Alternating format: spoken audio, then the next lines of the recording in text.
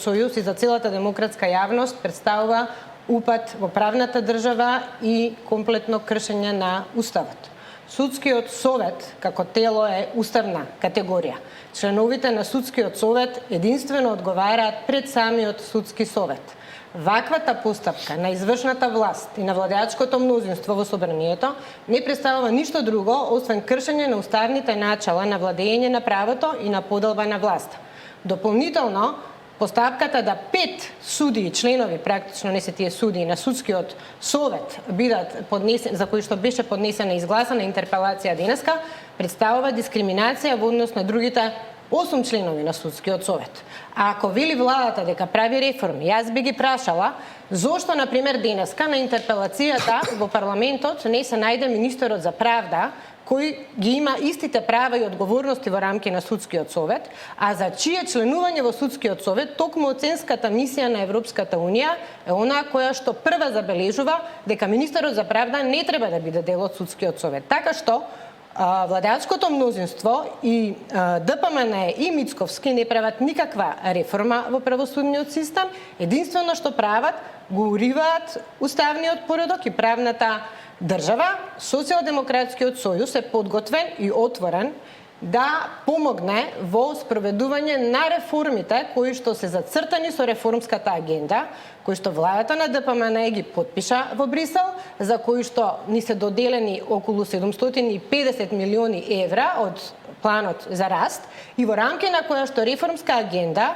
само до крајот на оваа година има околу 9 закони кои што се однесуваат на Судскиот совет, на јавно-обвинителскиот совет, на платите во судството, на именувањето во судството и така натаму.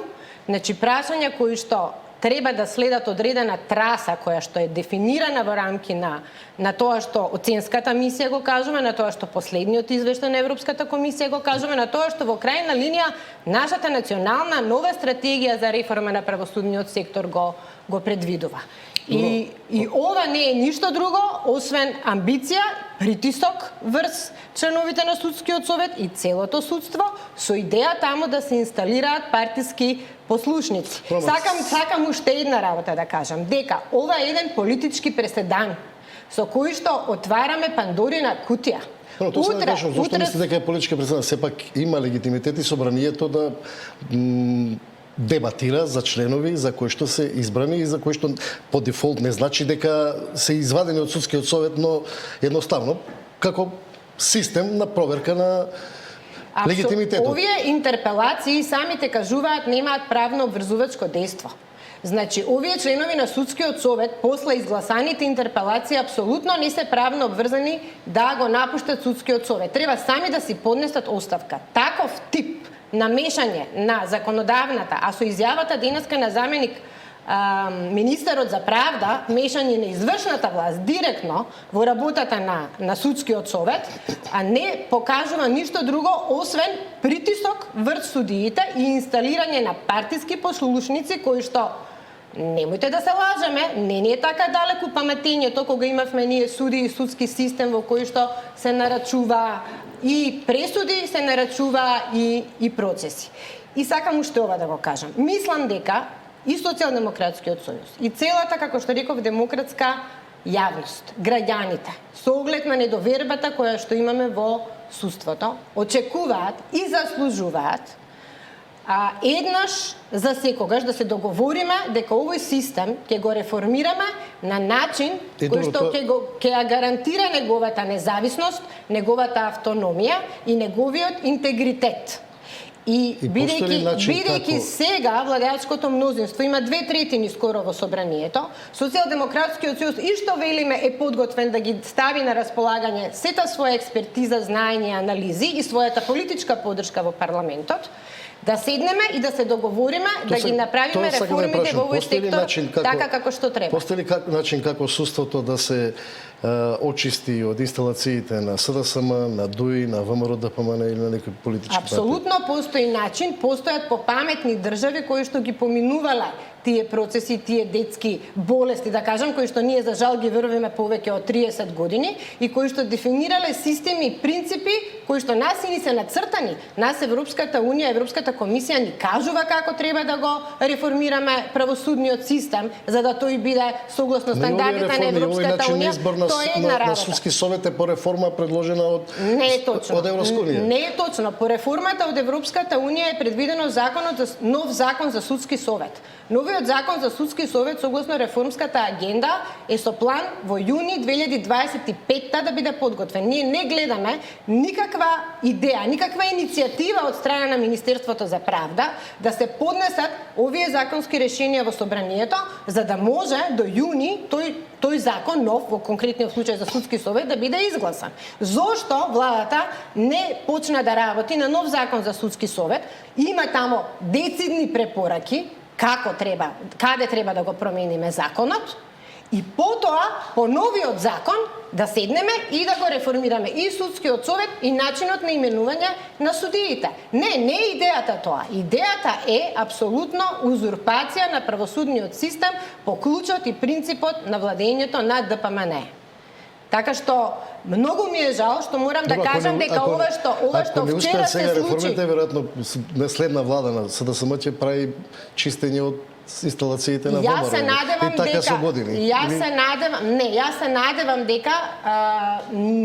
дека има зрелост во нашиот законодавен дом и во избраните пратеници од страна на граѓаните дека кога за некоја област како што е правосудството граѓаните имаат само 2% доверба, дека чувствуваат минимум одговорност, имаат минимум совест, дека со тоа прашање треба да се зафатат, односно да се зафатиме сите час поскоро и да го направиме онака како што треба. Овие се едни од прашањата за кои што треба да се обезбеди широк политички консензус, да се мобилизира сето знаење и сета експертиза што постои без разлика на која политичка опција припаѓа и во граѓанскиот сектор и така натаму и дајте еднаш за секогаш да ги дефинираме работите така како што треба да бидат.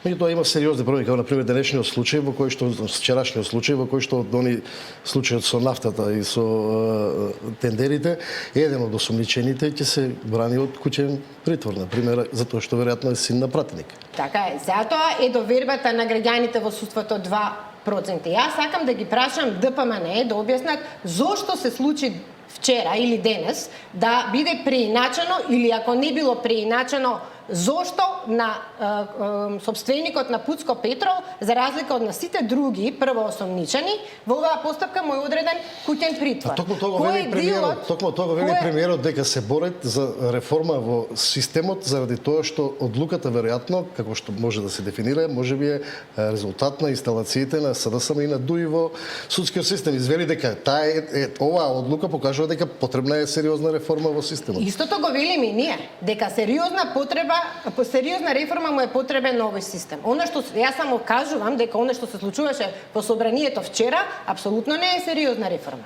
Тоа е само замена на некои петмина од судскиот совет со некои нови 5 кои што веројатно ќе бидат по теркот и по калапот на ДПМН. Добро, ако велите дека се доцни околу реформите, односно законските регулативи за делот на судството, сепак во најава се едни други законски регулативи, тоа веројатно се брза пред локалните избори, тоа се измените на законот за локална самоуправа во која што ќе има начин на повикување на градоначалници и така натаму. Кои се позициите на СДСМ во поглед на тоа?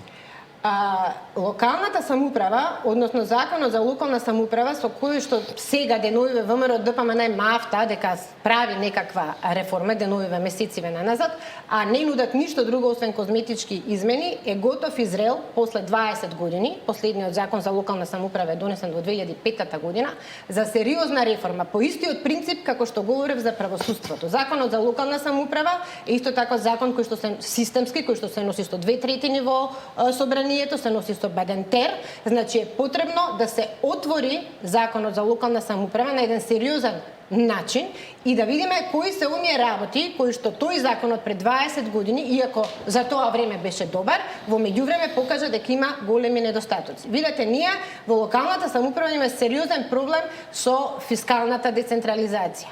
Не успеавме да ја направиме локалната самоуправа како едно најприродно место кое што најблиску до граѓаните, да ги носи одлуките и да ги дава сервисите визави граѓаните на еден достоинствен и ефикасен начин. Имаме локална самоуправа која што апсолутно нема доволно финансиски, човечки ресурси да ги остварува надлежностите кои што ги има. Имаме потреба од ревидирање, односно дополнување, надградување на надлежностите кои што ги има локалната самоуправа. Можеби е потребно да размислуваме за два типа на општини, затоа што и кај нас сега сите општини имаат исти надлежности. Што подразбирате под два типа на општини? Па не знам, велам, треба да се размисли. Не е работата ќе го менуваме законот за локална самоуправа, како што тргнало сега ДПМН, само заради тоа што сакаме да и се осветиме by the way на Даниела Арсовска, која што е нивната градоначалничка. Тоа е јасно дека не може да се освети затоа што законот не е изгласан. Помина мандатот на Даниела. Не, ама тогаш зошто сега се брза или веројатно во иднина да не се случуваат такви ситуации. Ама не може процесот за реформа на локалната самоуправа во очи на локални избори, кога треба сите да внимаваме на тоа какви програмски решенија ќе нудиме согласно тоа што ќе бидат новите одредби во законот за локална самоуправа, ДПМН да го монополизира. Кога кажав дека е системски закон, кога велам што треба да се размисли. Имате ли идеја што треба да се менува? Ние имаме многу идеи што треба да се менува, ние имаме сериозна анализа на тоа што се да речам слаби страни на па еве се ова што претходно го кажав, треба да се размисли за посериозна фискална децентрализација, за поголеми одвојувања од централниот буџет кон локалната власт. Треба да се најдат нови извори на приходи, самите општини кои што ќе ги имаат сопствени извори на приходи. Па имаме владата додели два пат гранта по 250 милиони. Сега 250 милиони од унгарскиот кредит кој што владата ги најави, ама ни од прилика не гледаме дека во целост ги нели ги реализира кон општините. Она што гледаме дека само 76 милиони досега се отидени кон општините под комплетно проблематични услови, ако се прашуваме ние, затоа што апсолутно не беше обезбедено рамномерен регионален развој, односно помалите општини добиваат толку малку средства, непропорционално визави големите што не знам што ќе направат, а и тие пари што се дојдени до општините, од она што го објавуваме во изминативе 3-4 дена, освен сериозни скандали корупциски со тој унгарски кредит, ние не гледаме ништо друго. И апсолутно стоиме на ставот дека средствата од унгарскиот кредит, иако се неопходни и потребни, и се потребни на локалната самоуправа и на општините, во ваков вкус рок, недоделени во целост и така натаму, служат само и ќе служат единствено за легална корупција предизборна во рамки на тоа веројатно ќе го користите у кампањата како алиби да речеме или не. Прашањето ми е во насока на тоа дали се да само е сериозно подготвена за локалните избори. Социјалдемократскиот сојуз сериозно и интензивно работи на подготовка на сериозна програмска и кадровска понуда за локалните избори. И двете работи ги работиме во блиска соработка и консултативен широк процес со нашето членство и со граѓаните.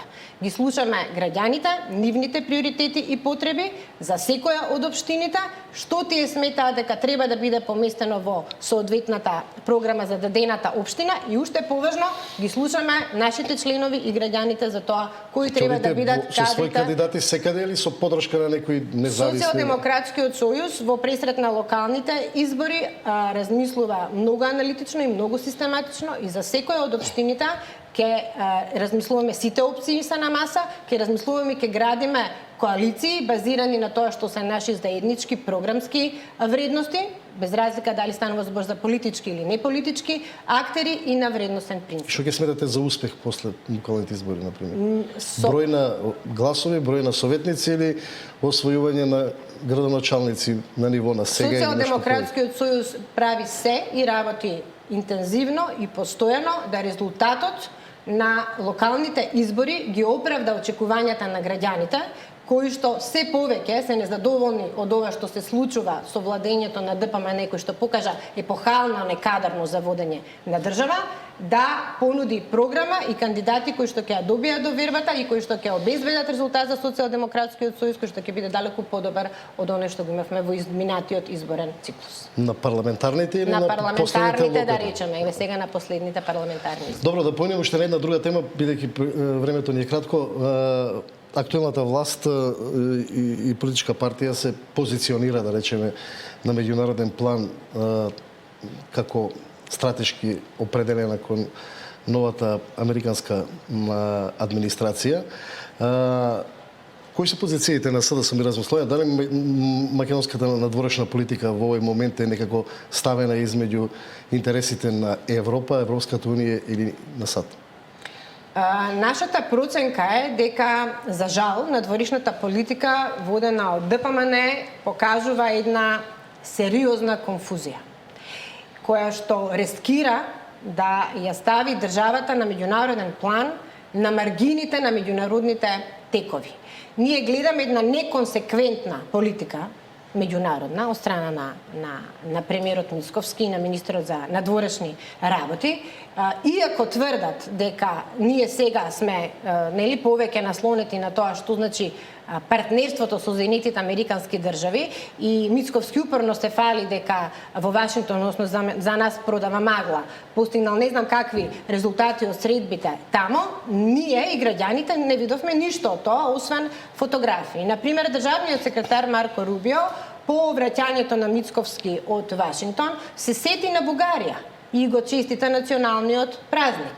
И честиташе на Бугарија тоа што во нуклеарната електрана во Козлодуј отпочнува нова инвестиција на 2 нуклеарни реактори со американско-јужнокорејски конзорциум.